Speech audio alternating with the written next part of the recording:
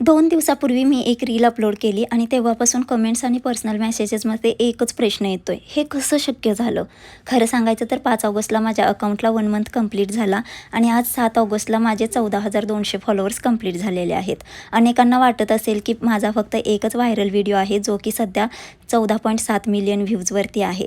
पण तसं नाही.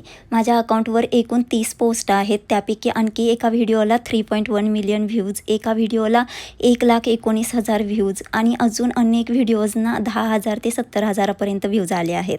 माझ्याकडे अजून माईकही नाही, लाईटसुद्धा मी यूज करत नाही. म्हणजे काही माझ्याकडे गॅजेट्स मोस्ट ऑफ द नाहीत जे कंटेंट क्रिएशनसाठी लागतात. पण एक गोष्ट मात्र होती, कन्सिस्टन्सी. हो, माझ्याकडूनही एका महिन्यात 3 दिवसाचा गॅप पडला होता, पण मी हार नाही मानली. याआधी माझं एक अकाउंट होतं, तिथे मी 3 महिन्यात फक्त 1,350 फॉलोअर्स झालेले होते तिथे माझे, जे की माझं पर्सनल अकाउंटच मी प्रोफेशनल अकाउंटमध्ये कन्वर्ट केलेलं होतं आणि पर्सनल अकाउंटचेच ऑलरेडी 550 फॉलोअर्ससुद्धा होते.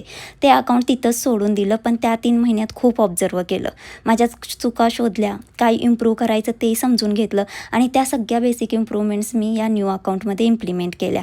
आणखी एक गोष्ट, मी कंटेंट क्रिएशन 1 वर्ष आधीपासून सुरू करायचं असं सुद्धा विचार करत होते.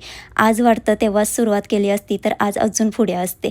म्हणून म्हणते, जर तुम्हालाही कोणाला जर कंटेंट क्रिएशन स्टार्ट करायचं असेल तर दुसऱ्यांच्या रील बघण्यात वेळ घालवण्यापेक्षा तोच वेळ स्वतःचा अकाउंट बिल्ड करण्यात लावा.